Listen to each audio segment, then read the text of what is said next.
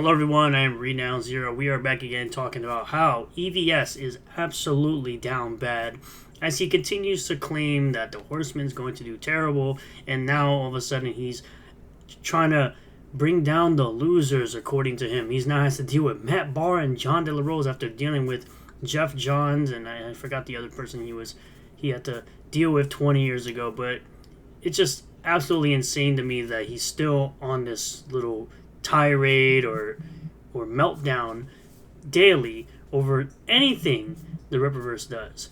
But we'll start here, of course, with the pre-order collection. 48 days for the Horseman, currently sitting at 7,850 books sold, $476,000 in sales. Obviously, like I always say, this stuff never really updates fast enough. Obviously, the Twitter accounts of the Rippaverse Comics and Eric July usually have this more updated for you. Obviously, get in still on Heroic Tales #1 by John's Longbox. Absolutely recommend it. Great dude. Knows his stuff when it comes to comics. I think this is going to be a great comic when it comes out. Now, this, of course, again, goes out to Night Ronin. Shout out to Night Ronin, of course, bringing this to people's attention, where he says, EVS needs control. The second post, RE. Veto. EVS says replace loyalty to Reliant On. Reliant On is how EVS sees the Kings. Eric July and Yellow Flash broke control. EVS began the failed trash cast to destroy them. It has always been about control. So right here it says, from this person, Red X, says, didn't you say 1 million? I believe he will get 3/4 of that, and by using all of his schemes. Yes, Eric July is apparently scheming people out of money for a book written by the legendary Chuck Dixon and penciled by the legendary Joe Bennett. It's absolutely crazy how you scheme people out of product you actually receive. Meanwhile, EVS will sit up here, continue to take money from people for product that they never get. Yeah, I predicted 1 mil, but I'm thinking about 800 to 900K because, of course, he's always pocket watching. He's not really worried about his campaigns absolutely flopping compared to even Gooding. Eric's fans arrive all front-loaded in the campaign. That's what you want people to do. Clearly, people didn't front load to get Fearsome since it's still sitting at $122,000. But you never know, the book is so weird looking and excessively harmful. All the other Rippaverse characters are snoozers and losers, but yet you read them all. And I know you're lying because obviously you have a huge bias against anything out of the Rippaverse. So, whatever. Horseman is memorable just for the name. Where he's talking to Vito, where Vito says, I'm deeply loyal to you in the show, aka, Masterson. If there's something you need for me to do to continue, for the show to continue, just tell me and I will do it. Replace loyal to with relying on. And yes, I feel like the show will carry on because this new bit of weird energy is too interesting to squander, but there are definitely some things you can't do, and blocking super chatters is one of them. It's so weird that, again, this guy's constantly pocket watching, but then you have people, like here, you have a tweet from EVS himself, spoken like an elitist who thinks they're better than everyone. Sounds like a washed-up comic pro that would do anything to work for the mainstream again. Where he says, dude, I used to work with Grant Morrison and Jeff Johns. Yes, because EVS, you are great value, Jeff Johns. Now I have to interact with scum like John De La Rose and Matt Barr. Two people that are actually getting projects out. Especially John De La Rose and Matt Barr had Rock and Roll Ninja come out. He'll be doing a cover for the Mighty Golden Patriot, and he's working currently on Rock and Roll Ninja 2. Written by who? Chuck Dixon. That was the fall from grace. I'm just smacking some losers while I'm down here. So you're admitting that you're down bad, and all you're doing is causing a bunch of drama to try to get people to watch your garbage trash cast, and most of your money nowadays is just coming from super chats from a bunch of people who think you're correct all the time, and mostly there for the drama and blood sports. But you also have this individual by the name of Dan Lawless, who says, in celebration of Horseman going on sale today, I thought it would be a good time to show the final art I created for Chuck Dixon and Vox Day for Chuck's Conan story, Caravan of the Damned. I was thrilled to get the assignment because I love Conan, and it had been 30 plus years since I did my Savage Sword of the Conan, cover 231.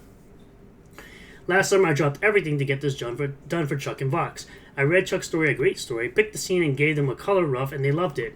I went to finish and they loved it too. After that I heard nothing. I sent follow-up emails and still nothing. Finally in December I contacted Chuck through Facebook Messenger, and he apologized and said he would try to get me a fee. That was the last I heard from him. I even heard from another famous illustrator who you'd all know who was treated the same. His art also wasn't published and he wasn't paid. Of course, not showing any type of receipts, trying to sit up here and cause some nonsense for Chuck Dixon as he's becoming successful with his new book, The Horseman.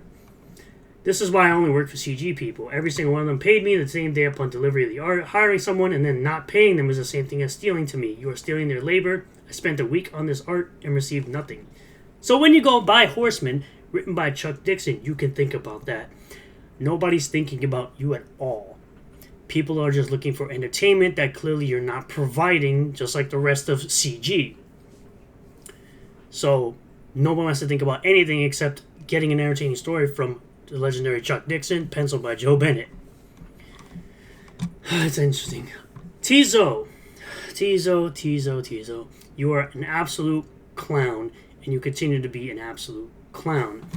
Tiso argues it is impossible for horsemen to survive jumping off the warehouse roof in the animated trailer, and nobody can give examples of non-powered heroes doing similar actions other than Batman, even though he fully admits that the entire Bat family can do it, which means those are other people other than Batman. So you absolutely self-own yourself as usual.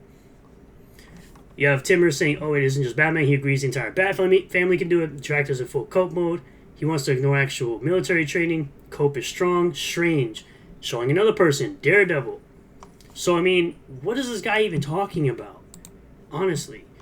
What do these people go on about with all this nonsense? Now they're just, of course, applying this all to the Rippaverse because they just have to. They have to continue to cope and see the mold and find any reason for anything the mainstream does is okay. Anytime the Rippaverse does it, it's bad. Similar to how they had Cliff Richards doing artwork for Marvel and DC, but the moment that he uses the exact same method to make art for the Rippaverse, it's now all of a sudden bad. Of course, you have Mike Partia. We'll talk about that later on in the live stream today. So you're getting down bad. We already talked about this. But it's always interesting to me that someone like Tiso hates the Rippaverse so much, yet he will buy the books direct from the market, direct from the distributor, direct from the Rippaverse.com website, but then will turn around and buy the people he actually likes. He'll buy their comics secondhand and off of eBay and not actually supporting the creators directly with something from someone he actually likes. The guy is never going to